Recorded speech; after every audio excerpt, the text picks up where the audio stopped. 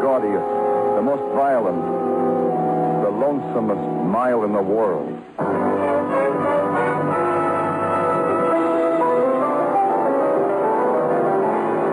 Broadway Is My Beat, with Larry Thor as Detective Danny Clover.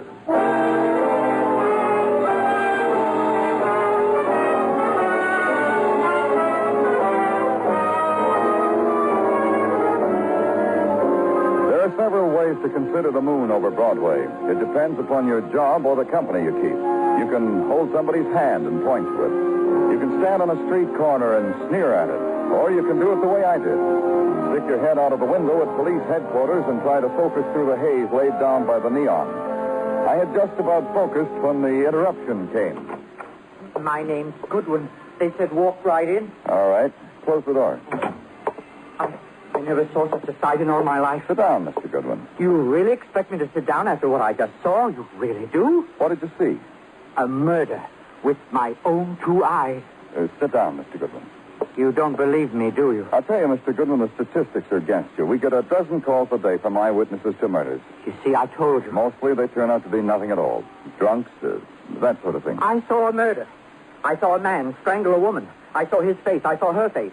He was furious. She was dying. I saw it. Now, don't tell me to sit down either. Tell me about it. From the bus, the Acme Sightseeing Deluxe Tours. I got there early, so I got a seat near the window. What are you talking about, Mr. Goodwin? The sightseeing bus. I had a seat by the window. That's how I saw it. Go ahead. We had just left Chinatown. That was part of the tour. I didn't like Chinatown. It was murky and oriental, and it made me feel finicky. Go ahead, Mr. Goodwin. We left Chinatown, and we were riding along. I was watching the street signs go by. You know, 31st Street, 32nd Street, 33rd Street. I do that myself, Mr. Goodwin. Go ahead. Well, around about 35th Street and 1st Avenue, I saw a murder. Go ahead. It was in one of those houses, and I remember to observe something. And what was that? The house was on the right-hand side of the street going north. What did you do when you saw this murder, Mr. Goodwin? What does a responsible citizen do when he sees a murder while he's riding on a bus? He tells the bus driver. And what did the bus driver tell you? Exactly what an irresponsible bus driver always does. He said he had a schedule to keep. Pardon me, Mr. Goodwin. Danny Clover speaking. Danny, Muggavan. What's on your mind? Downtown, Danny. Girl's been strangled. Huh? Where? 2416 First Avenue near 35th. Second house from the corner. On the right-hand side, going north.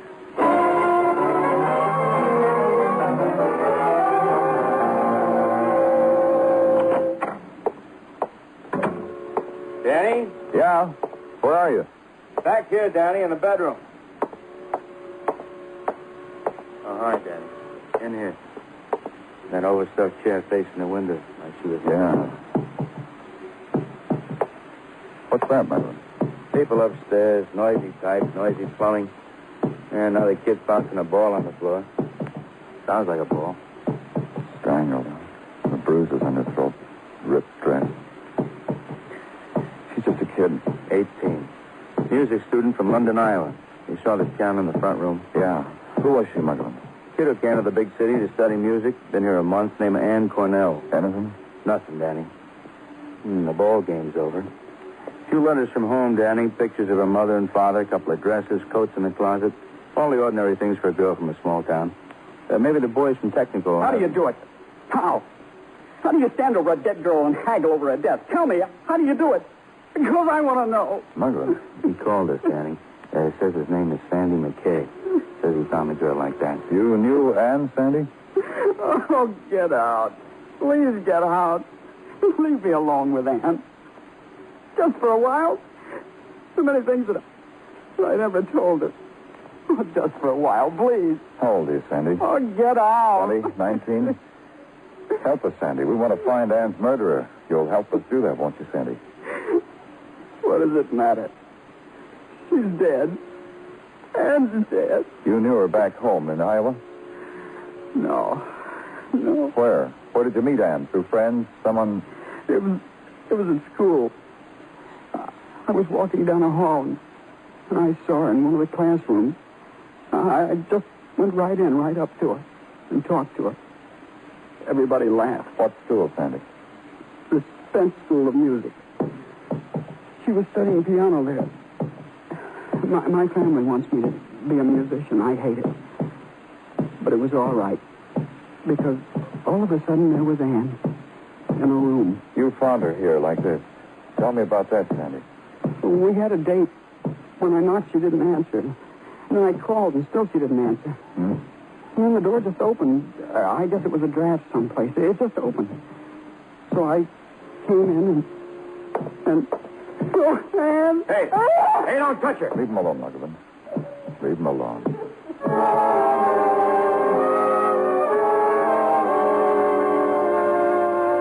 A little while after that, the technical squad arrived, very efficient with their cameras, their dusting powder, and their little black books.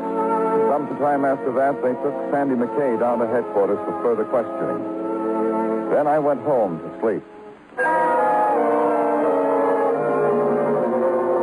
The next morning, I walked down Broadway, turned left 2 blocks, and found myself in front of a tired building that has a lot of names. You take your choice. You walk up 4 flights, and you get 4 offers. You're perfect for a fairy tale ballet that's opening in Newark. You make a stunning cover on a muscle magazine. You can play ukulele with a college boy combo in Atlantic City. Have you got a song that's trying to be published? All with a slight fee, of course. And on the 5th floor, you find what you're looking for. Alonzo and Blanche Spence, School of Music. Earn as you learn. I went in. I beg your pardon. All right.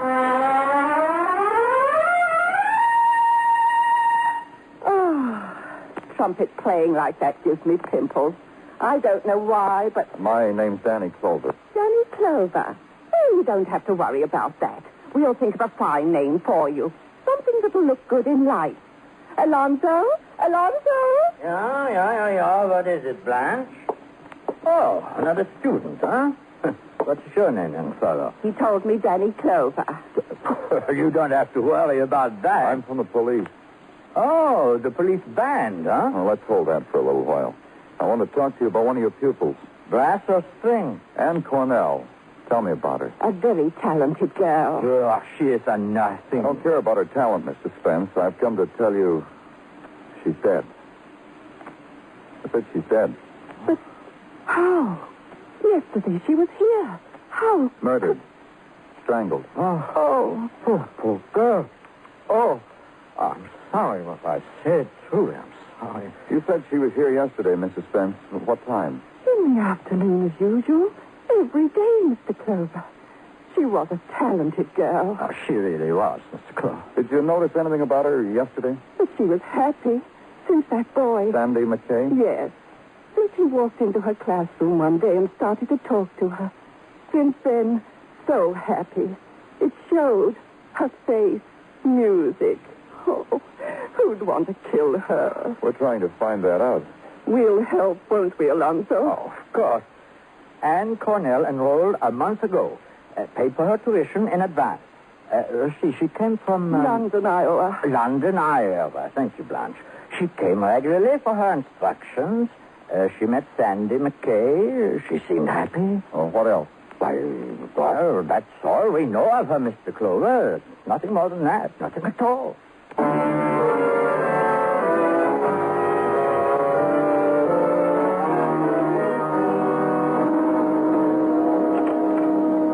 Hi, Danny. Guess who? Huh? I said, guess who, Danny? A former child's play I play with the Tartaglia bloodhound Giuseppe. They always gets a laugh. Oh?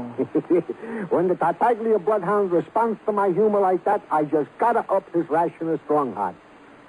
I don't know, Danny. That dog, he just wraps me around his third finger. Last night... Whenever you finish laughing, Detective. Oh, I'm finished, Danny. The next item on the agenda, Danny, is... Danny, I apologize for being funny, so kill me. I may. Yeah. Well, the next item on the agenda, to wit, the police department of London, Iowa, have graciously completed our files on the deceased Anne Cornell. You'll tell me about it, huh, Detective? Oh, it's a pleasure, Danny. Anne Cornell was indeed 18 years old. Did indeed come here to study the piano. Was from a respectable Iowa family, indeed. Never a mark against the girl. Loved and respected by all and sundry. Her death is a big tragedy in our hometown, Danny. Where isn't it? What else, Detective? Reports from technical. They went over the girl's room with a fine-tooth comb, claw and nail. Nothing. Nothing that didn't have a reason for being there. Fingerprints? Hers, the boys, Sandy McKay. And the set identified as belonging to the landlady who has 10 fingers and an airtight alibi. Nothing. Well, I told you, Danny. In these departments, nothing. But in another department, something. Yeah, it could possibly be something. You'll share it with me, Tartaglia. Oh, Danny, why should I share? It belongs to you. While you were out, a phone call came in. I have the transcript here. I'll just tell it to me. It's from a Mrs. Doris Beeler. Friend of yours, Danny? Never heard the name before. What does she want? Oh, she sounded like a nice lady. She says if you will come to her apartment hotel, the Jackson, on West 87th, she will... She'll what, Tartaglia? She will tell you about the murderer of Anne Cornell.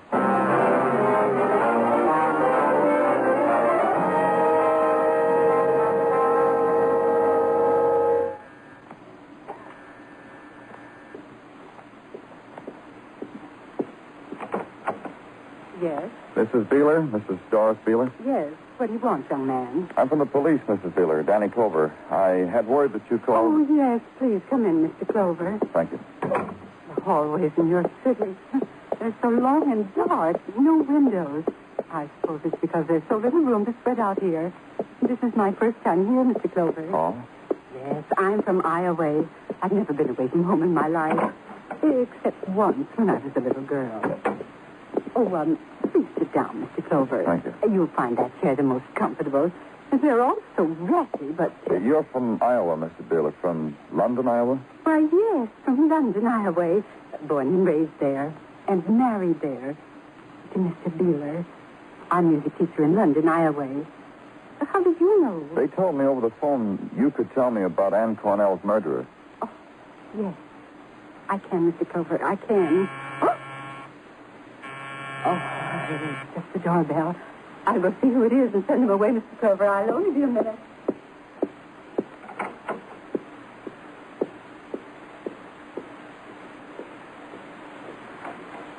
Yes? Oh. Mrs. Beeler! Mrs. Beeler!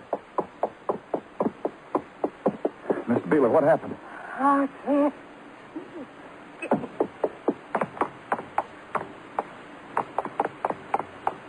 Who was it? Tell me. Why? She lay, her body pressed against the wall of the narrow, shadowed hallway. There was something serene in her face, a serenity that denied the spectacle violent death had made of her. That closed her eyes against the blood that soiled her clean dress, her going-away dress. And that was all. The silent corridor receiving her death. And the serenity, nothing else.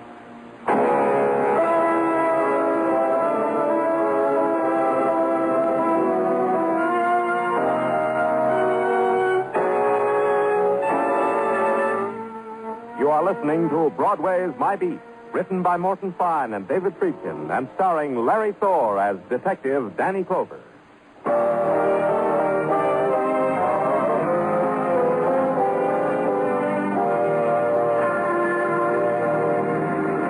There's this about Broadway. It'll lay you odds on anything. The girl walking towards you will smile. 2-1. Sorry, kid, you lose that one. But you're welcome to try again. The little guy eyeing the dancers on the Spectacular. 3-5, he got lost in Dream Alley and can't go home. No play. No? Here's a good one, kid. A parlay on murder. 18-year-old girl studied music, strangled. A woman shot down because she opened the door. And both from a whistle stop called London, Iowa. Clever, huh, kid? Make your play any way you want it. And at headquarters the next day, a man has been trying to tilt the odds in your favor. You haven't listened to a word I said, Mr. Clover. All I ask of you is that you listen. All right, Mr. Goodwin, I'll listen. You were saying... Now, see, you haven't heard a word. Do you want to solve the murder of that poor little girl I saw being strangled? Do you really want to? What is it you want to tell me, Mr. Goodwin? That you've solved the murder? Practically. It was I who saw the deed. In the excitement of revealing the crime to you, I completely forgot a most important detail, a most lurid detail. And that is? The man who was strangling that girl wore eyeglasses. Thick eyeglasses. There, Mr. Clover. It's all yours. Tartaglia. Yeah, Danny. See, I am at your beck and call. You got company. The company's leaving, Sergeant. Will you hold the door open for him? Goodbye, Mr. Goodwin. But see here, you can't just dismiss it. Goodbye, Mr. Goodwin. That's the thanks I get. Well, it takes all kinds to make a world, I always say. Goodbye, Mr. Goodwin. Whenever you're in the neighborhood, stop in to see us. I said something wrong, Danny? All right, so I apologize. Don't stand there biting my head off without opening your mouth. What have you got on Mrs. Beeler? Thanks, Danny. Mrs. Beeler, we checked the elevator boy, desk clerk. Nobody asked for her while you were in her apartment talking to her. Nobody went up even to that floor. They know because it's very quiet that time of day in that hotel. The other exit? Check, Danny.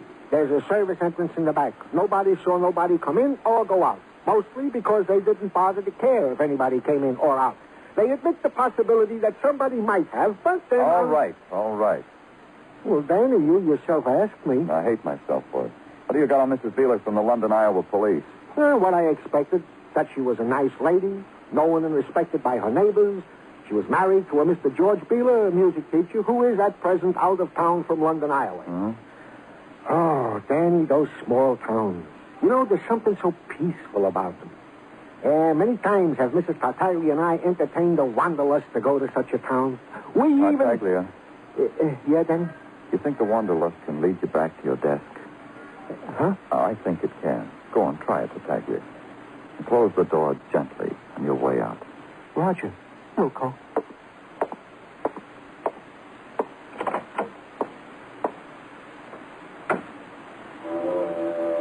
There was nothing to do after that except think about it.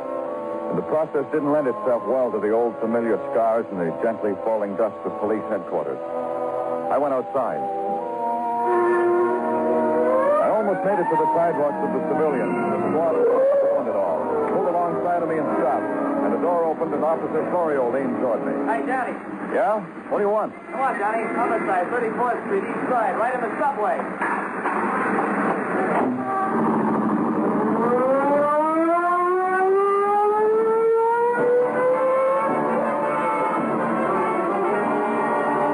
It took 7 minutes to get there. The subway was going about its business, the comings and goings of the underground civilians, except the corner of it. The corner defined around the green bench near the magazine stand. 3 policemen in uniform held back a crowd whose face looked like it had a veil drawn over it. And between the subway trains and the soft cluckings of the mob, a man in a brown ready-made suit shouldered his way. Hi, Danny. Here, come on. Hold my hand. I'll get you through this barrier of curious onlookers. What happened, Muggavan? Guy stretched out on the bench. It happened to him. What did? He was pushed into the side of a moving subway train. Witnesses? Yeah, that lady with the bundles, the brown paper bag. Brief me, Muggavan. Well, according to her, she just put a dime in a turnstile. She sees this man here standing near the edge of the platform reading a newspaper. And all of a sudden...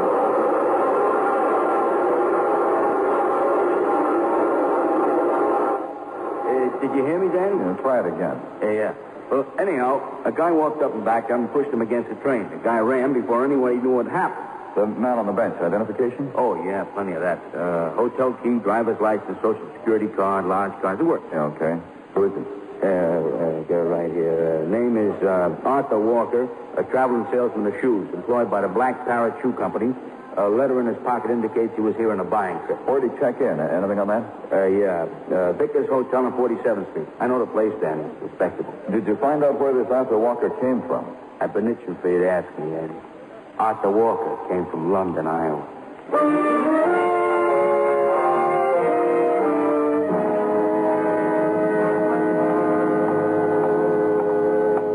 I beg your pardon. I'm sorry, sir. We can't register you without baggage, unless, of course, you pay in advance. You can do that? I can do even better.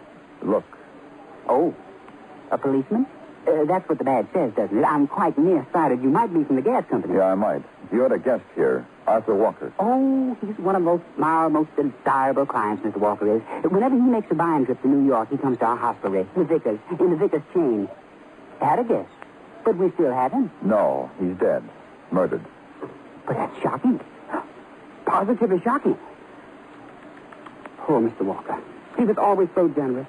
Never said goodbye without money in his palm, never. Tell me more about him. Oh, he was a shoe salesman. Gave me a sample pair once. His demands were polite, modest. Only once did he call on me, the manager, personally. What did he call on you for? For a ridiculous tourist type of thing. He wanted me to arrange a ticket for him on some Acme sightseeing tour. A sophisticated man like Mr. Walker in shoes and so on. When was this? The tour. When was it? Let me think. Why, it was the day before yesterday. That's it, the day before. Anything else? Nothing, except your carnations wilted, manager.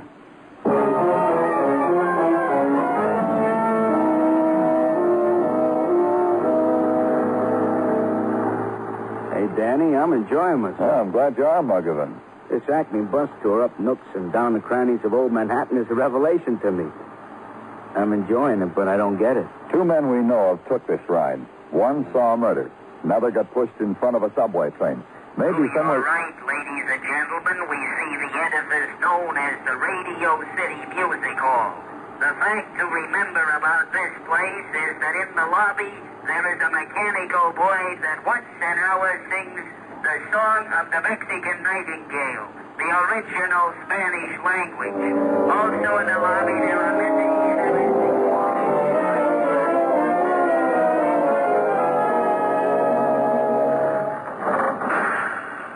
We stop here for 5 minutes so that you can look at the Fulton Street market. In this market, it is possible to negotiate for the purchase of Florida pompano, lump crab meat, jumbo shrimp, fresh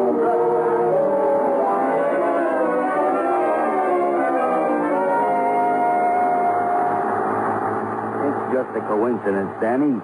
What can happen on a sightseeing tour has to do with 2 murders? I don't know. Maybe just what you said, a coincidence. On either side of the street, ladies and gentlemen, we present the Bowery, where the foursome meets the Jessup. From Chatham Square to...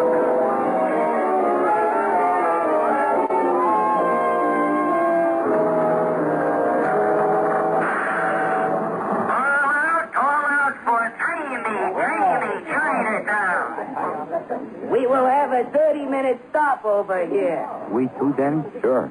Now, I want all of us to sit together in our little party.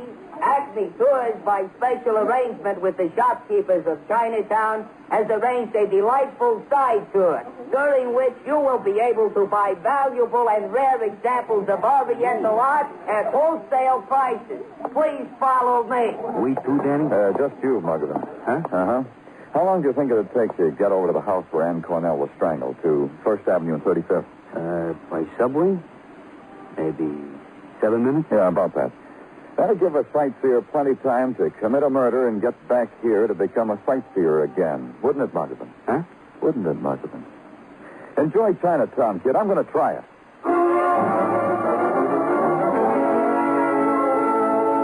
Muggavan was wrong. The trip took 8 minutes. But on the way up to Ann Cornell's room, there was a delay. A woman who told me she was the manager asked me what I wanted. I said the room of Ann Cornell and showed her my badge to underline the point. She said Miss Cornell's room had been rented to a piano teacher because it had a piano in it. She said, listen. Then she said, see? I did.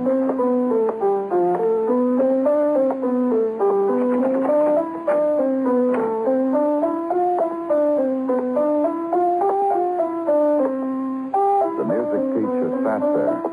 His fingers moving over the keys of the battered upright. His face, too. I watched.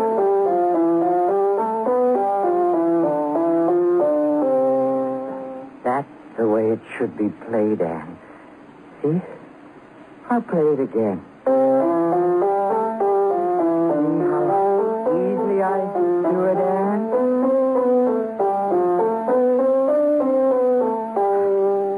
Now, watch my right hand. I didn't know you were a piano teacher, Mr. Goodwin. Mr. Goodwin. Mr. Goodwin. No one by the name of Goodwin is here. What do you mean by interrupting this lesson? Get out of here. I'm sorry. I didn't know you were giving a lesson, Mr. Beeler. That's right, isn't it? You are Mr. Beeler. Pay no attention to him, Anne. Here, now, I'll show you once more. I want you for murder, Mr. Beeler. Mr. Beeler. Leave me alone. Leave me alone. For murder, Mr. Beeler. You understand why I had to kill my wife, don't you, Anne? She followed me here. She didn't want me to love you. And Arthur Walker, why did you kill him? Please. Why did you kill him, Mr. Beeler? I had to. Back home, it was scandal, Anne and I. That's why you went away from me, wasn't it, Anne? Arthur Walker, Mr. Beeler. Oh, I had to kill him. He was in New York selling shoes. Yeah, he was also on the Acme sightseeing tour with you. Of course he was. Then he read in the newspaper about my wife's death. And he knew you killed her, didn't he? Yes. What about Anne? Mr. Walker remembered he missed me all the while the bus stopped in Chinatown. He didn't see me again until the bus was ready to leave. Then Walker did just what I did. Retraced your steps. And you killed him in the subway. He found out about Anne. When he read that Anne was dead. Dead? Oh, but you're not dead, Anne. You're not. Now, listen to me. I didn't mean it. You made me angry. You ran away from me, and then I came to you, and you tried to run away again, and I had to keep you here. I didn't mean to hurt you, Anne. Anne, play. Here, I'll show you. I'll show you how. His fingers ripped the ugly sounds and hurled them against the fact of Anne's death. Again. Then the thread that bound his sanity gave way. And there was a secret smile on his face. He knew Anne was sitting beside him.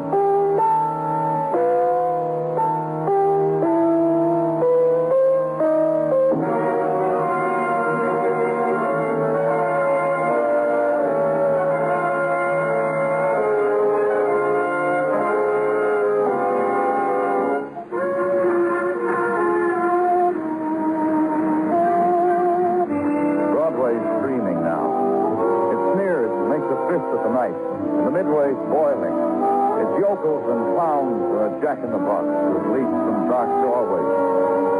And it's a geek with no arms, no legs, and no heart.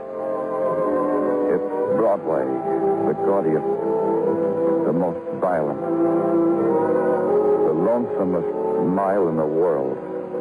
Broadway, my beat.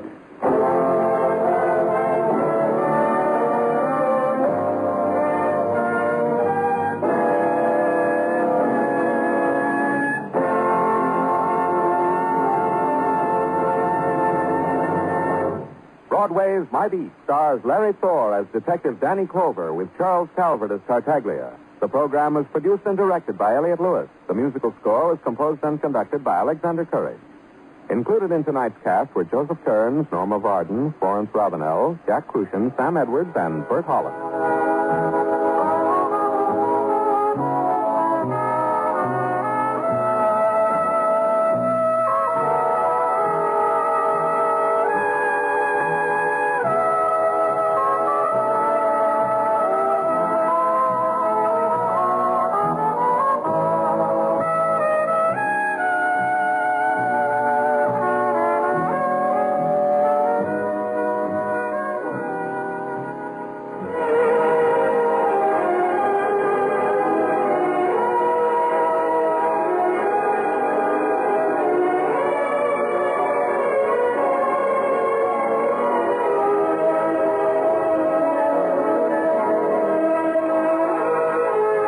On EPN Presents, you've been listening to the adventures of Detective Danny Clover in Broadway Is My Beat and Fibber McGee and Molly.